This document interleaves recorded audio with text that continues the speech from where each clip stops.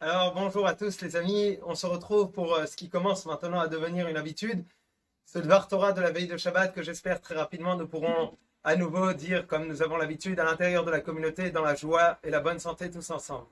Vous savez que cette semaine est appelée Shabbat Hagadol.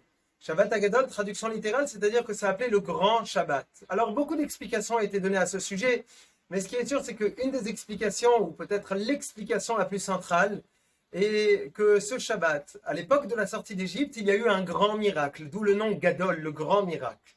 Quel était le miracle? Eh bien, Moshe se tourne au peuple d'Israël qui est encore en Égypte, et lorsque le peuple d'Israël est encore en Égypte, il a besoin de prendre un agneau et de le préparer pour pouvoir l'emmener comme sacrifice au moment où on va sortir le soir de Pessah. Alors qu'est-ce que ça veut dire prendre un agneau et le préparer? Eh bien, on a besoin de faire attention que l'agneau n'ait pas de défaut, et c'est pour cela qu'ils vont prendre l'agneau, ils vont le mettre accroché au lit, et pendant 3 jours ils vont le vérifier, mais c'est pas simplement qu'ils vont le vérifier. Vous savez que dans l'Égypte ancienne, un agneau était considéré comme une divinité, et pendant 3 jours donc nous allons avoir les Égyptiens qui voient leur divinité accrochée au lit, et qui demandent mais qu'est-ce que vous allez en faire? Et ils disent vous inquiétez pas, on va le tuer dans 3 jours.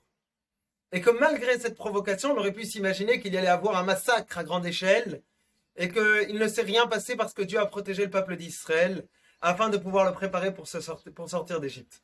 Bien, je pense que cette idée, elle a un point, à mon avis, essentiel.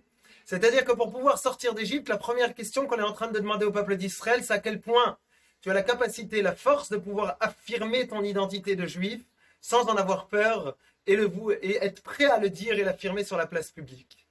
Alors vous allez me dire, oui, c'est vrai que c'est un message qui a priori est valable tous les ans quand on est dans une situation entre guillemets normale. Mais cette année, qu'est-ce que ça veut dire réussir à réaffirmer son judaïsme avant de sortir d'Égypte? On n'est pas sur la place publique. Bien, je pense que justement, peut-être que nous avons besoin là maintenant de reconsidérer et de repenser notre judaïsme quand nous sommes à l'intérieur de chez nous, dans nos maisons. Est-ce que notre maison, c'est un lieu dans lequel je suis fier d'être juif? Et quelque part, je voudrais peut-être pousser encore un peu la question et demander, est-ce que ma maison est une maison qui sent le judaïsme, qui a une odeur de judaïsme qui est répandue? Qu'est-ce que ça veut dire une odeur de judaïsme? Eh bien, une odeur de judaïsme, c'est-à-dire une maison dans laquelle on aura des belles nérotes de Shabbat, qui seront prêtes pour être allumées à l'entrée de Shabbat. Une maison dans laquelle je vais faire le kiddush. Une maison dans laquelle eh bien, on va pouvoir dire des mots de Torah. Une maison dans laquelle il y aura des livres de Torah, il y aura des cours de Torah qui seront faits. Eh bien, tout cela, cela contribue à faire en sorte que cette identité juive, elle soit réaffirmée hautement et fortement à l'intérieur de chez moi, même en confinement.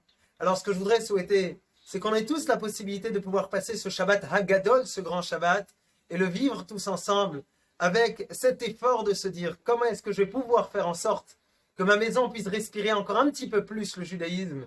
Et je suis persuadé qu'à travers cette préparation, nous aurons la possibilité très rapidement de pouvoir vivre un Pessah qui sera une délivrance, non pas par rapport à l'époque de la sortie d'Égypte, mais une délivrance même de nos jours, à travers de très très bonnes nouvelles que l'on entendra de la part de tous. Encore une fois, je voudrais vous témoigner à quel point on pense très fort à vous. Vous nous languissez énormément et j'espère que très rapidement nous pourrons à nouveau nous retrouver dans la joie et la bonne santé. Amen, amen, Shabbat shalom à tous.